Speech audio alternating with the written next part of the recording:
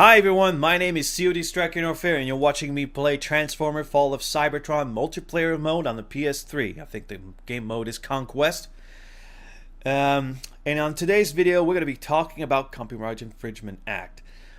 Well, sort of precisely what's been happening on YouTube recently. As you know, there's been a massive wave of copyright claim that's been going around YouTube. A lot of those affecting people who do Let's Play videos. What's the cause of this? Well, probably like some sort of it can be like when the company has released like official like trailers or release like music so that everyone can hear it on YouTube, or basically like third-party match registered content. What happened is that the ID match tried to spot on everything that may sound similar or something like that. That's the ID scanning matching software that YouTube is using in order to find out these copyright infringement materials. Now the problem is that the system itself lacks a very important component that will prevent it to go haywire like that, and that is a human component, because unfortunately the machine itself is a frickin' failure. It lacks the capabilities of making the difference between what's fair and unfair copyright material use. So now here's the thing. What's been basically zoned in for what kind of content is getting zoned in for copyright infringement? When it comes to in video games, like if somewhere along the line you have like a trailer that might be connected to a trailer that's been used, chances are it's gonna happen. You might gonna get flagged. Or the same thing is if you're like, I don't know, like some sort of game news reporter and you put like a sample of the trailer or gameplay, or in that case, or basically if it's if you're taking like something from another site, and even though this is fair use, I mean you're basically like news reporting, you're making your own comment on this, doing things in your own way, or it's similar to how review works. Chances are you also going to get a claim on that. Now I don't think these kinds of content infringements are basically the majority part of why it's happening, but it does happen. I mean, for example, one of my videos from Transformer Fall of Cybertron, I left as an intro. I left like I think it's a sort of CGI It's a CGI trailer of a Transformer which was played on Spike. The video got flagged. I thought at first it would be flagged because basically of the music, but then again it was not the full version, so somewhere along the line it would be considered as fair. But what actually got flagged was actually the CGI trailer, which basically plays in the video game when you hit wait on the menu screen and eventually start to play. That was flagged for saying that this content is basically belonged to Spike VGA, because it will basically during the VGA they show the trailer. I think it was during the premiere trailer of Transformer Fall of Cybertron.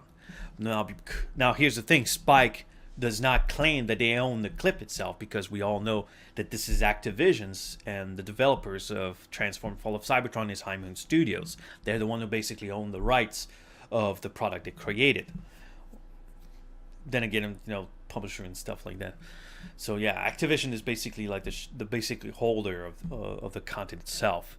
But the thing is that the ID match, what it does is that it does the claim for someone else. It's even though if the company itself doesn't want to put any kind of claim because he knows that it's fair use, the ID match system is not capable of acknowledging that. Again, it's missing the important factor of a human being in behind it to say that what's fair and unfair.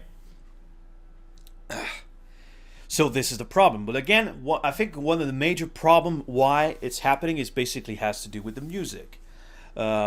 Recently, music composers or basically users who have their material recognized as third-party match content post music videos from certain games. Like, for giving you an example, State of Decay. My video of State of Decay got flagged because basically the composer of that music video, there's a video of the music itself alone that got posted on YouTube, and because of that I get it. Unfortunately, get a copyright infringement claim, even though he's not the one doing this, doing basically sending the claim. It's more precisely the machine doing the job for him. The video itself, the music itself, is utilized in a fair use due to the fact that the music itself was composed for the game specifically.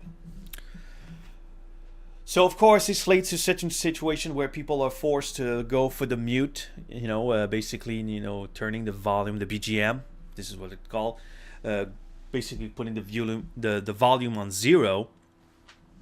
But the problem is that and anyone who plays games notice that unfortunately during certain type of cutscenes, more precisely video type cutscenes, all sound effects, musics, and vocals are usually jump back into one track, and that track can be SFX, BGM, or voice. So that means if you mute like basically during the gameplay, if you mute like, for example, if you mute the BGM, chances are during the cutscenes you're not going to hear anything at all. So it's a big problem when you do that.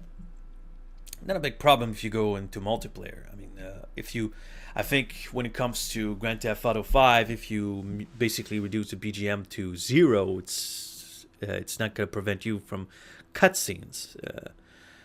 Like, it's not much of it necessary. But then again, there's like official soundtrack of the game itself that you won't be able to listen to. For example, that's basically not from a radio stations, but basically build the atmosphere. So the joy of listening to that goes away real fast. Yeah. So yeah, the music industry is probably the biggest problem why this is happening. Again, this is probably not them sending the notifications at all. It's just something that happens automatically. But there's no question about it that in the past, the music industry has been very greedy in that department. So we don't know where it's going to go, but yeah, I mean, this is getting really serious. I mean, while they can easily say like there's nothing wrong going to happen, there's no damage. I mean, your video is not going to suffer from this. Yes, it will. If you're a normal user, it's not going to suffer anything at all. But if you're part of the partnership program, you will suffer from it due to the fact that because they have like a copyright infringement claim, chances are you're not going to get any kind of income. In fact, the one who's going to be making income is basically the one who's been associated with that copyright claim, which make it look like they're the one who made the claim, but in reality, they're not. It's not the case. So, with that, this caused like certain incomes flow to basically drop out from that video itself. And the thing is that even though if you dispute, you have to ask yourself how long it's going to take before the video itself finally gets noticed and being reviewed to see if what he says, is accurate, because I don't know, I feel like, because I've been hearing stories about people who try to dispute some of the videos, and some of them actually took a while, because they could say like it took years, but the thing is that when your video gets back into original state, when you win the argument of the Copyright Infringement Act, YouTube does not send a notice saying that change has been made, saying that you won your dispute, something like that. They don't send that sort of notice. So you have to go and check constantly on your video manager to see if it got taken out, or if the copyright claim has been taken out or something like that. You need to constantly check. So they don't mind sending you a notice of the fact that you have a copyright claim, but they don't send you a notice of the fact that you won the dispute. Go figure. But yeah.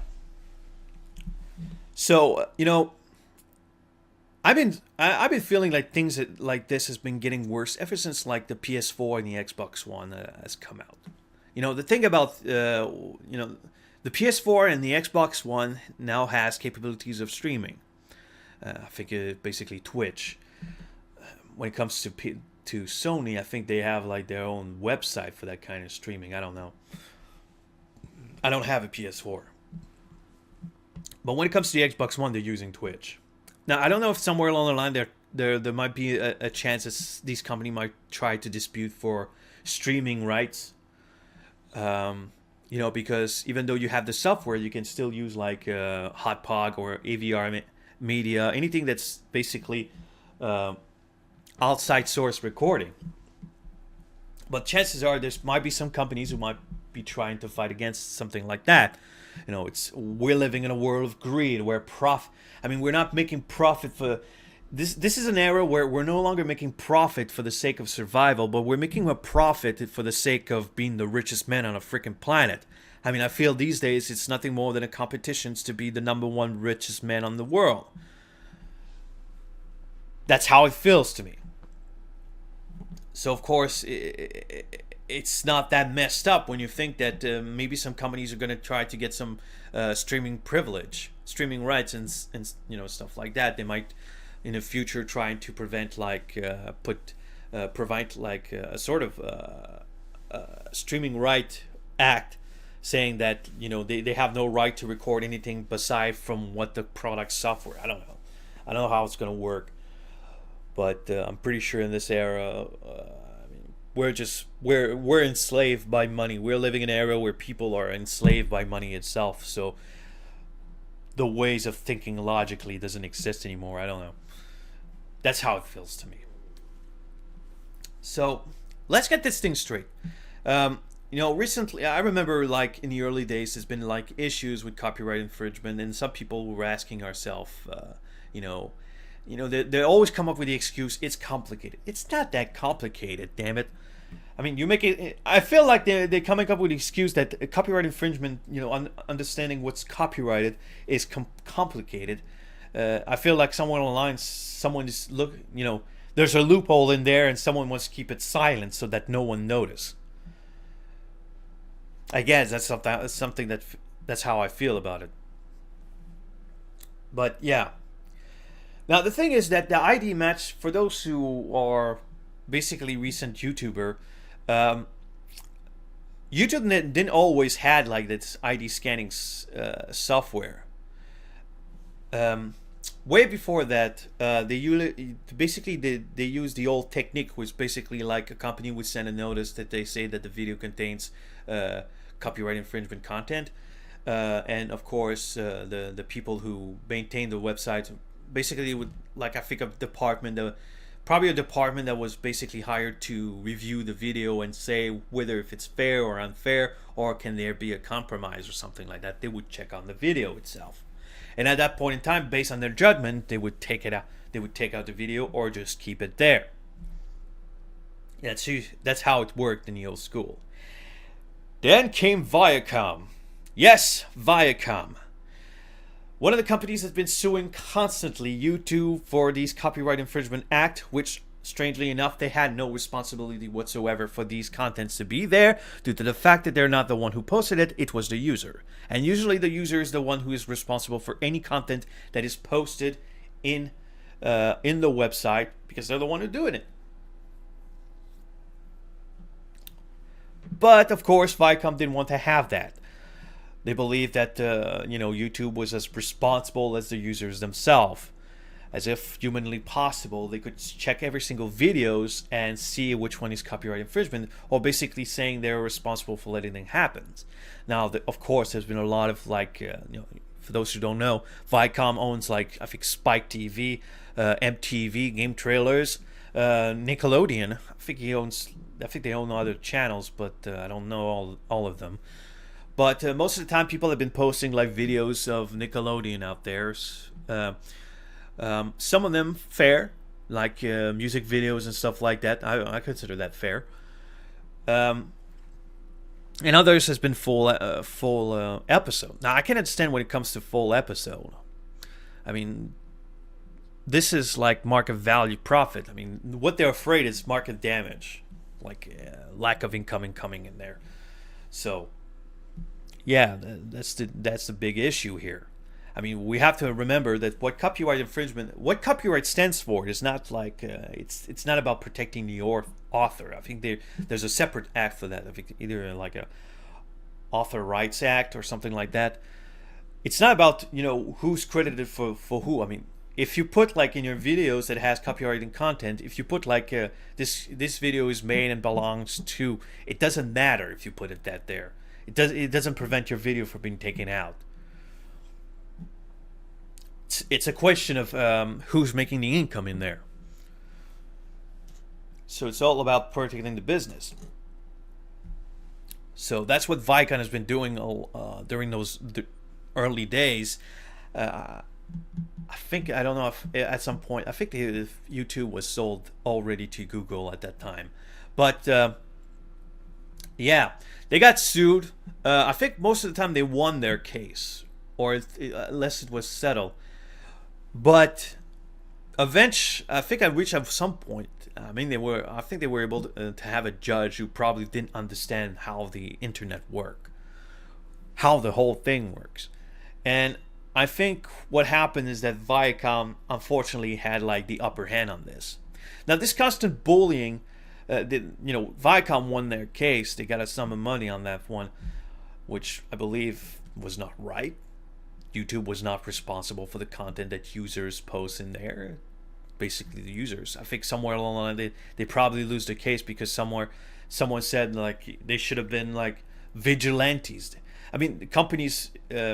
One thing is we know is that companies don't respect privacy of life. They don't respect privacy of life, especially when it comes to their, certain products. This sphere of when everything is money related, I can assure you that privacy doesn't matter. But yeah, I think they felt like they didn't do enough. YouTube didn't do enough to prevent those kind of things, and that's how they won their case.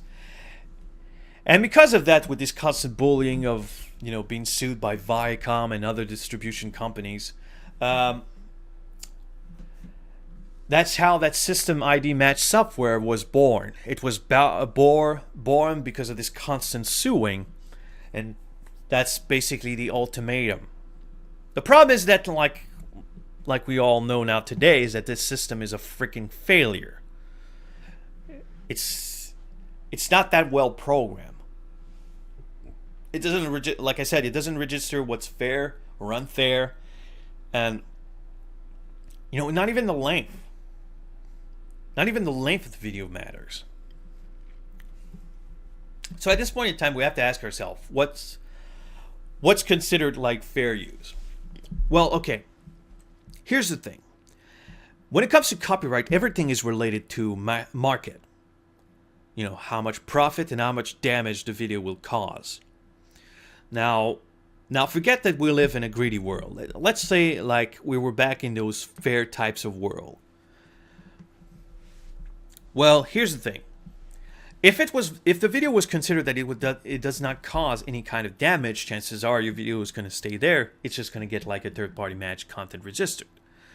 So your video is still going to be viewed. It's still going to be shared, but any kind of ads are going to be there. They're going to make income on that. That's fair. And those who they consider that it actually caused damage, they would take it out. So, yeah. Oh, crap. Where was I'm going with this? Now, like I said, okay. So everything is related markedly. So here's the thing.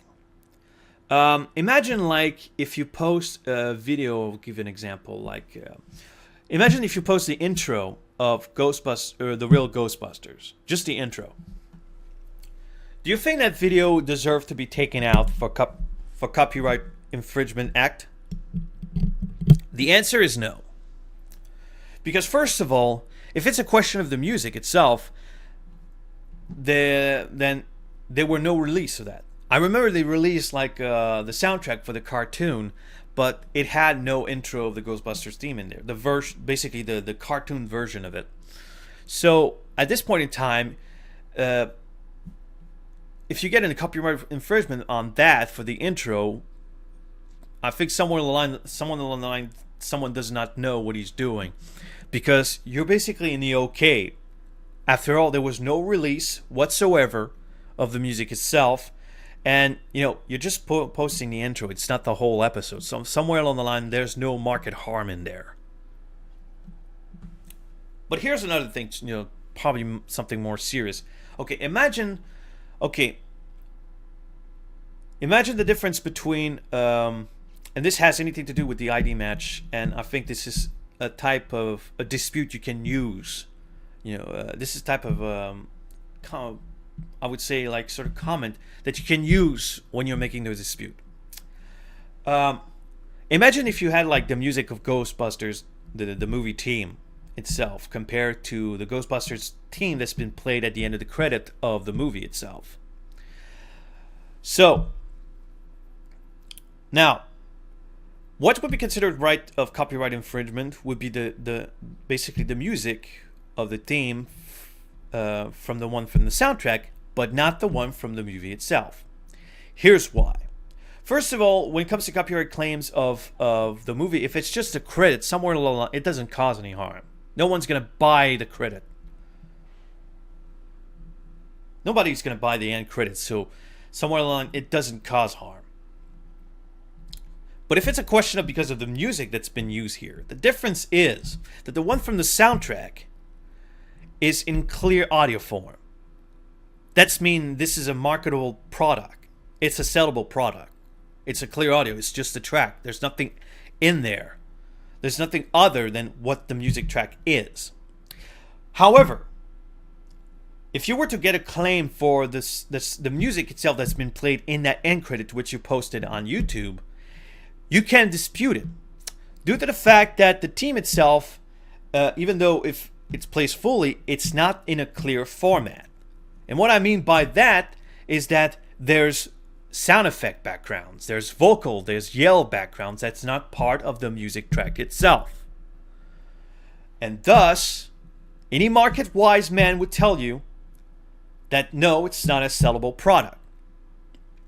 Now, there's no question that the music industry is going batshit ever since someone released YouTube downloader software, which basically allows you to download any kind of stream videos from YouTube to your own computer. So yeah, they're going really mental on that. But you have to remember what's considered fair and unfair, and also understand the market value of these products. So this is in one of my videos, I think it was it was Resident Evil Operation Raccoon City. Recently, it got a claim of copyright infringement, and it was due to the music that was playing in there. So of course I sent a dispute, and in one of the reasons why the dispute, there's a part of it that allows you to to write, what makes you think this is deserve a dispute. And I said automatically that the music itself was designed right from the start for the game itself, and the game was released way before the soundtrack was ever released. And also that the music itself is presented in an unclear format. That means that there's random mixtures of sound effects and vocals in there that's basically out of the control. Basically, it's if it was part of the music track, it would be considered like controlled sound effects and stuff because they're designed to be.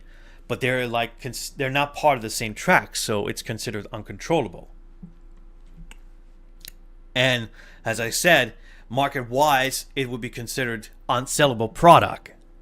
You could try to sell it to someone, but chances are you might get sued for ripping someone off. So yeah, at this point in time, the video, because when I made the comment, I was basically going for the thought that they think like someone is gonna basically rip the music with their YouTube downloader from the video that I made, which unfortunately, it's basically a lot. Well, they may try, but it's an unsellable product. You're ripping someone off if you do that. So yeah.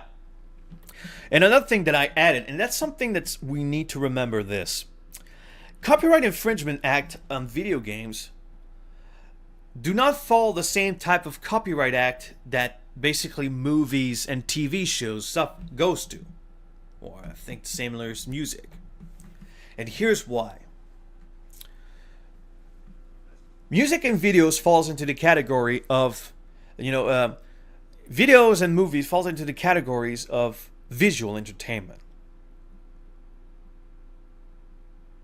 While video games falls into the category of interactive entertainment. Basically, video games are not designed to be viewed, but they're designed to be played.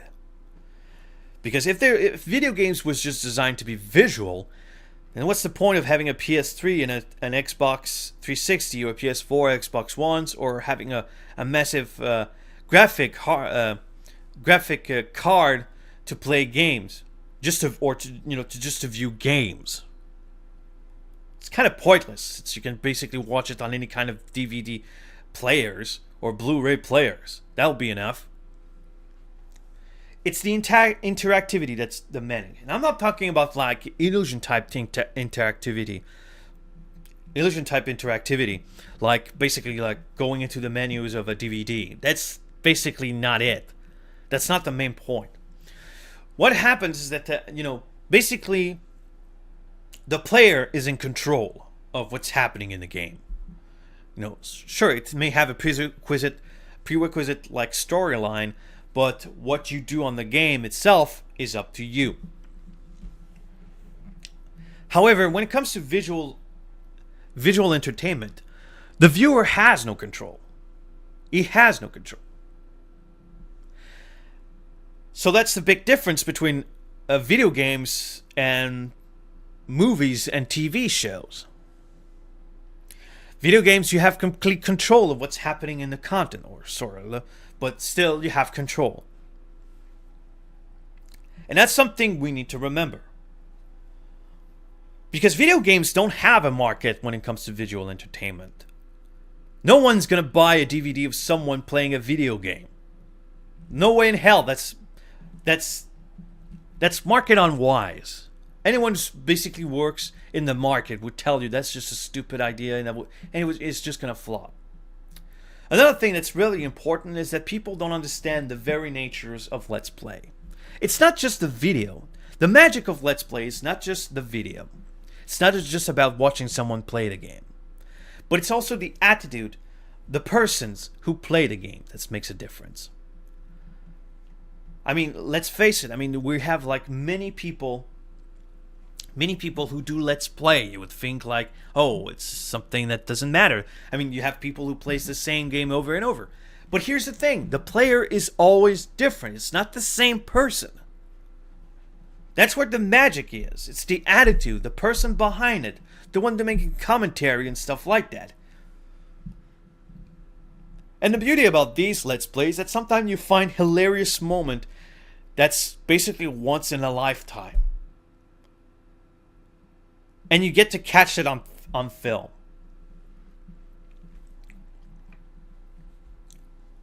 So yeah.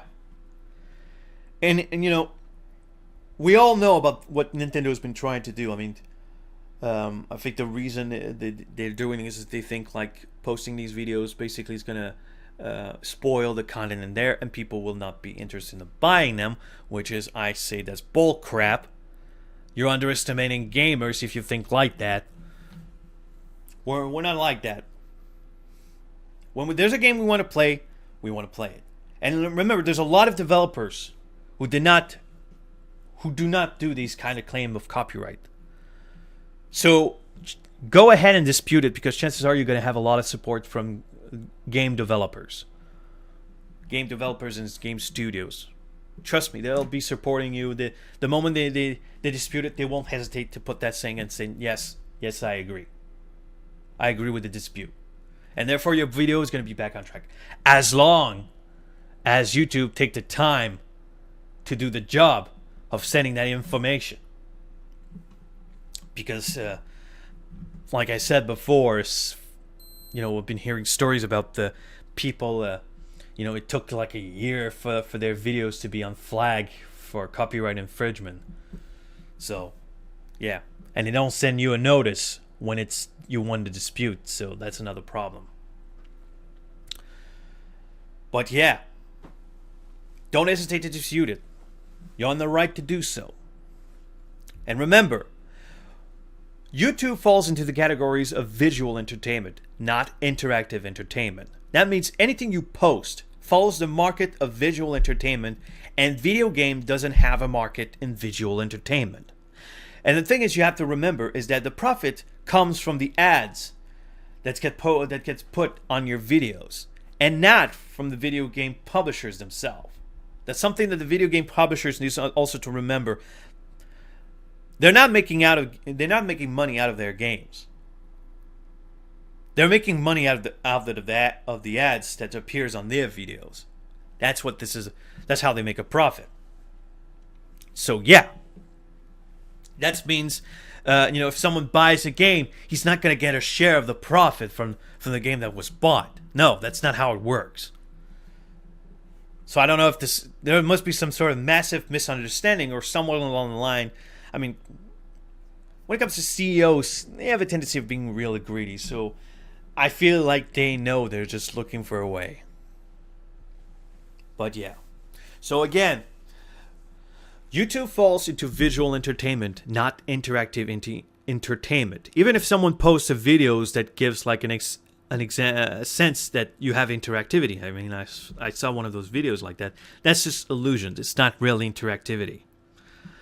So, in other words, for a whole video, I'm saying like an entire gameplay of the game itself to be copyright infringement for basically the content that's getting played. For it to be flagged completely, the game would have to be playable on YouTube. Because unless the game is playable on YouTube, their copyright infringement claims basically on the game itself, on the game itself, should automatically be considered invalid or heavily questioned. That's something also I put on my dispute. So yeah, do not hesitate to fight back. Yes, it can be annoying. There are people who are planning to leave YouTube because this is getting out of control. For me, I believe that YouTube should basically take out the ID scanning software. It does not work. It does not work. You can try it as long as you want to upgrade it and do whatever you can to make it work, right for everyone. I'll say this again, and it does not work. There's a human element missing in there, and that's what's important. So, yeah, I think I'm pretty much done for it. I mean, like again, don't hesitate to dispute it. You have there's some big backup from the game developers. So dispute it intelligently, of course, but dispute it, and chances are your video is going to be back up. So remember, it's all copyright infringement. It's all about the market, how much profit damage it does, and how much it doesn't create any harm. It's also about understanding that I believe automatically the music within a game should be considered fair use because it's not in clear audio format. It's in an unclear audio format. So automatically it should be considered fair, as well as understanding, like I said before, that some cutscenes utilize one track instead of being divided like voice, SFX, and BGM. So it kind of cuts the idea of basically muting these sections. So yeah. So with that, I'm leaving you guys, and I hope you enjoy watching the video. So see you guys later. And sorry if my video was not that professional. Kind of new at this. So see you guys later.